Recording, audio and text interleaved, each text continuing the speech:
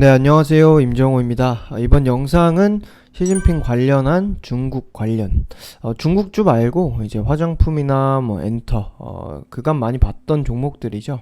한 번 더 내용을 정리를 하려고 합니다. 이유는 화장품 관련주, 특히 이츠한불 같은 경우는 그나마 유지가 되는데, 단기적인 라인이 유지가 되고 있는데, 얘도 내려왔었기도 하고, 이 구간에서. 근데 코리아나 같은 경우는 제가 우리 화장품에선 두 종목만 일단 우선적으로 보기로 했었는데, 코리아나가 이 라인을 이제 이탈하게 됩니다. 그래서 이제 1차적으로 진입을 해볼 만한 가격이 온 거죠. 그렇기 때문에 한번 정리를 하는 겁니다. 내용으로는 최근에도 계속 중국과 관련한 기사가 있었죠. 어제도 시진핑 주석 코로나 안정되면 한국부터 방문할 것이라는 얘기가 변함이 없다는, 딱 여기 말을 그렇게 했네요. 변함이 없다. 제일 먼저 방문하는 나라로 한국을 지정했다. 이렇게 그대로 그냥 가고 있습니다. 근데 현재 어제 오늘 300명대가 넘고, 지금 코로나 확진자가 이번 주 그리고 주말까지 뭐 300명 이상이 지속이 되고, 만약에 400대도 찍고 한다 그러면 또 2단계까지 격상도 가능하거든요, 지금은. 그쵸? 그렇기 때문에 뭐 지금 원래 빠르면 이번 달 말도 얘기가 나왔었는데, 지금 코로나가 당장에 뭐 한 다음 주부터 막 잡히지 않는 이상 12월로 넘어갈 가능성이 높아 보입니다. 근데 높아 보여서, 그래서 이제 화장품 관련주가 이렇게 내려오는데, 이게 지금 코로나 또 퍼지는데, 코로나가 안정되면 가장 먼저 찾아올 국가가 한국이라고 하는데, 코로나가 이런데 지금 이것도 나가리 되는 거 아니야? 하는 그런 불안 심리가 반영이 된다고 보시면 될 것 같아요. 하지만 불안 심리가 반영이 될 때가 오히려 이제 매수 기회가 되는 이유는, 중국에서도 저렇게 변함이 없다고 얘기를 하는 것처럼, 우리나라도 당연히 중국과 그런 중국의 소비가 우리나라에 이끌어오는 그런 매출이 많기 때문에, 당연히 중국과의 그런 관계 개선과 중국의 소비 증가, 그리고 이제 한국발 수입 증가 등등의 그런 중국발 돈이 들어오는 게 우리나라에도 되게 좋은데, 우리나라보다 이제 뭔가 더 다급하게 느껴지는 거는 중국 입장이죠. 그 얘기는 지난 영상에서도 했었는데, 트럼프와는 그냥 미국 행정부랑 중국이랑 1대1 그냥 대결을 하는 그런 구도였다면, 바이든은 지금 계속 동맹국가, 한미동맹의 뭐 미일 동맹의 뭐 그런 동맹을 과시하는 그런 움직임을 계속 보이고 있어서, 근데 또 친중 쪽으로 뭐 대선 전에는 얘기가 나왔지만, 지금은 또 그대로 보호무역주의를 이어갈 가능성이 높다고 나오면서, 보호무역주의를 이어가는데 동맹까지 하네? 이러면은 중국을 고립시키려고 동맹국들 다 같이 조직에 하려는 그런 움직임이 나올 수 있기 때문에 중국이 이런 움직임을 보이는 거다라고 얘기를 했었습니다. 그래서 그게 동일하게 이어지고 있어서 방안이 이제 가능성은 이제 전보다, 전에 우리나라 입장에서만 계속 연내 추진한다, 연내 할 거다 하던 것보다는, 당연히 중국에서 저렇게 하는 거는 조금 더 기대감과 그리고 약간 신뢰가 조금 있죠.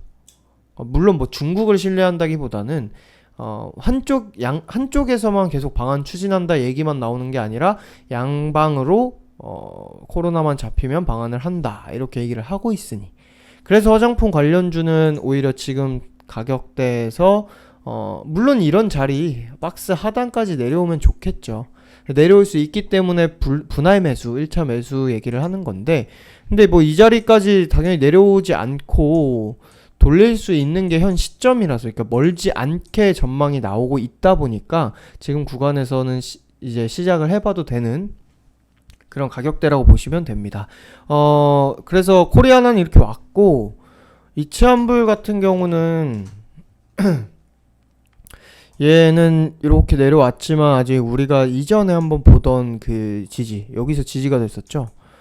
요 지지까지 뭐 이만큼은 더 내려올 수 있는 자리다 보니까 뭐 아직은 뭐 하루 이틀 다음 주 초까지는 뭐 봐도 되는 정도. 그래서 이치환불 같은 경우는 조금 더 보는 걸로. 그러니까 화장품 관련주는 그냥 기본적으로 내용은 같기 때문에 그냥 지지저항과 관련해서만 코리아나 같은 경우 뭐 1차 매수를 해봐도 되는 정도. 지금 이치환불도 사실 못할 건 없어요. 뭐 이 자리에 그냥 하단에서 뭐 이탈하지 않고 갈 수는 있기 때문에 분할 매수 관점으로는 두 종목 다 가능은 한 상황이라고 보시면 되겠고, 이 얘기 말고 또 제로투세븐 얘기를 해야겠죠. 이제 이런 기사가 약간 나오는데 완전히 이 증권사 리포트는 아니고 그런 관련한, 그러니까 이런 기사는 사실 회사에서 내는 거거든요.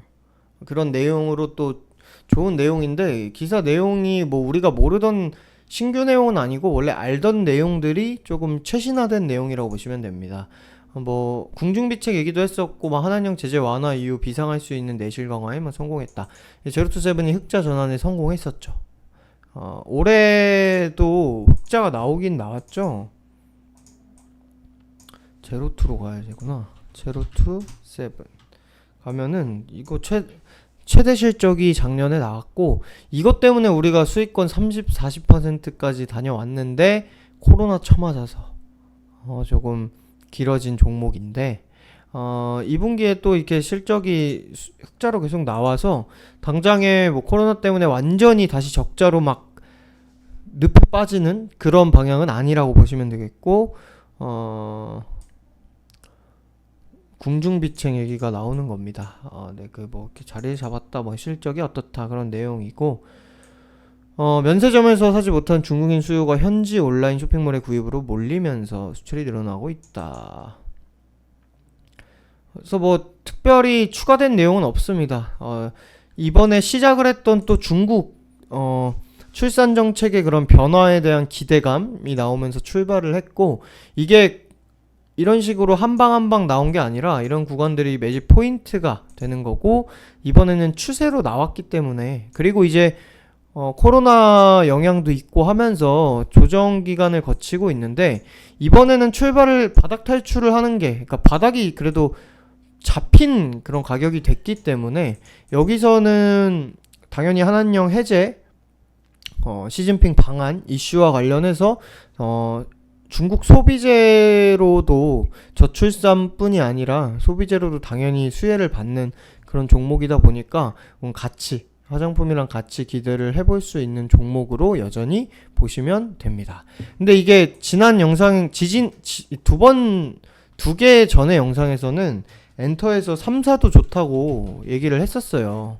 근데 지금 보시면은 JYP 얘네 다 이렇게 올라와 있죠. JYP가 특히나 그렇기 때문에 지난 영상에서 3사는 좀 올라와 있어서 패스라고 얘기를 했었습니다. YG는 이렇게 쉬어가니까 뭐 잡히는 또 단기 저점에서 산다면야 뭐 수익 실현을 할 수 있는 그런 기회가 올 수는 있는데, 개인적으로 중국과 관련해서 엔터를 잡기에는 종목들이 조금 자리가 이미 그냥 중국과 관련 없이 시장 바닥 찍을 때 찍고 돌려놓은 게 있어서, 화장품이나 그 소비재처럼 엔터가 물론 중소형 애들에서는 튀어 오른 애들이 있지만, 이런 3대 기획사, 뭐 대형 기획사들은 사실 중국 방한한다고 해서 호재로 작용은 하겠지만 뭐 당일에 막 이렇게 급등하고 그러진 않는단 말이에요. 그래서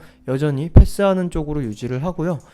제로투세븐 아가방 컴퍼니로 이렇게 마무리를 지으면, 그러니까 결론적으로 그래서 시진핑 방한과 관련해서 봐도 되는 섹터고 자리, 이거는 맞습니다. 근데 화장품 같은 경우는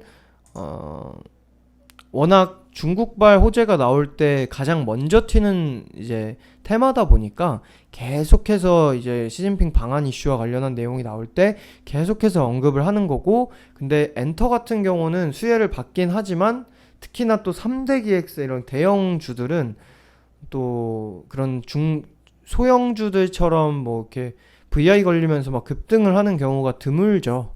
없진 않지만. 그렇기 때문에 엔터주는 일단 시장 저점을 찍고 이미 돌려놔서 얘네는 패스하기로 한 거고, 그리고 이제 소비재인 제로투세븐과 아가만 컴퍼니, 얘네도 마찬가지로 저출산 이슈에서 이제 시진핑 방한 이슈까지 추가로 격포제로 여전히 보는데 바닥에서 일단 올라왔어요. 근데 얘를 제가 그렇다고 해서 비중을 막 더 사고 무리해서 계속 매수를, 이게 사실 다른 종목 거래량이 많고 뭐 그런 종목이었으면은 이 정도 재료에 이 정도 차트가 나왔다면은 뭐 지금처럼 또 눌릴 때 또 사라 그러고 합니다.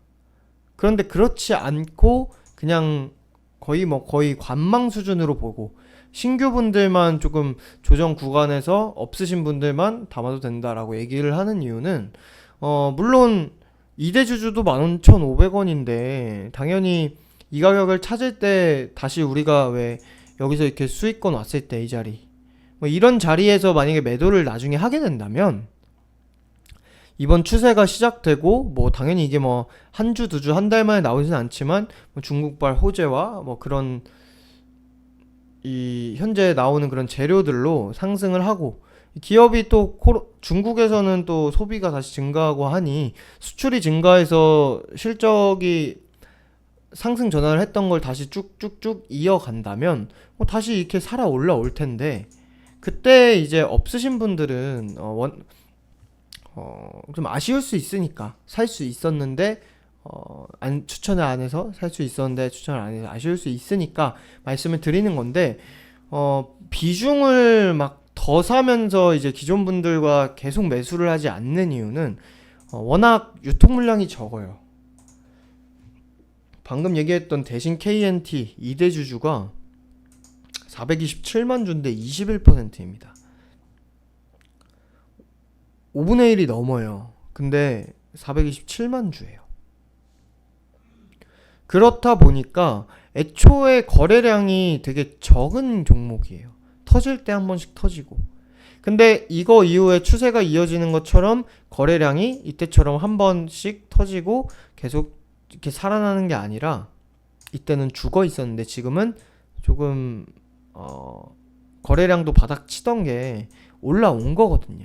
그래서 추세적으로도 주가도 보여주고 있고 우리가 긍정적으로 보는 건 맞는데, 이게 만약에 여기서 쉬고 다시 가고 재료 나와서 쉬고 또 가고 이런 식으로 우상향으로 이전처럼 반영이 만약에 안 되고 또 길게 쉬어간다면 괜히 이제 더 사서 묶여버리거든요. 이런 종목은 거래량 때문에 조금 위험하다는, 그러니까 위험하다는 게 손실에 대한 위험성보다는 묶일 우려죠. 그렇기 때문에 기존 분들은 조금 더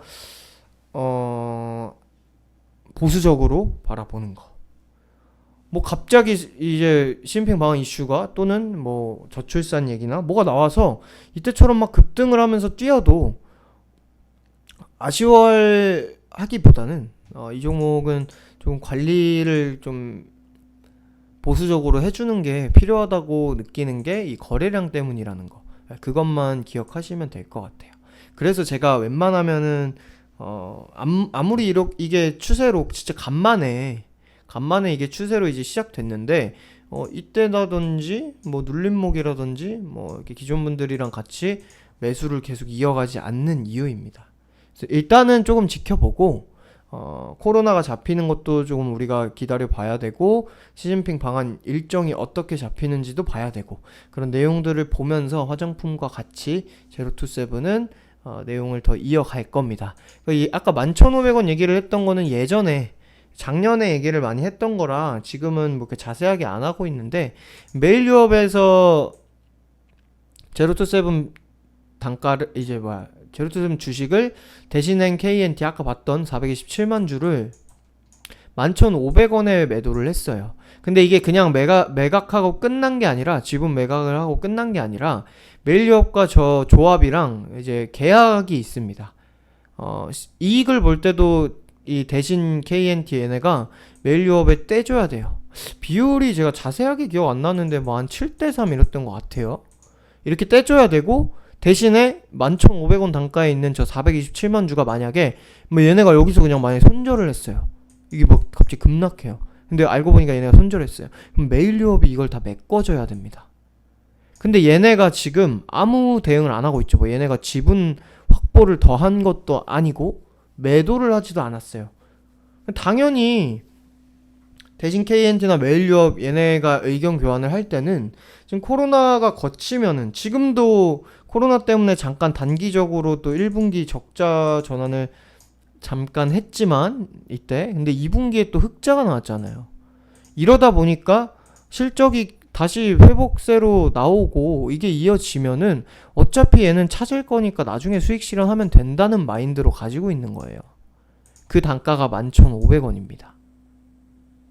이거 뭐 제가 뭐 계산하고 이런 게 아니라 예전에 그 계약 체결할 때 다 나온 건데 그거 마지막으로 한번 보고 정리해 볼까요? 메일 유업에서 027 검색을 하면은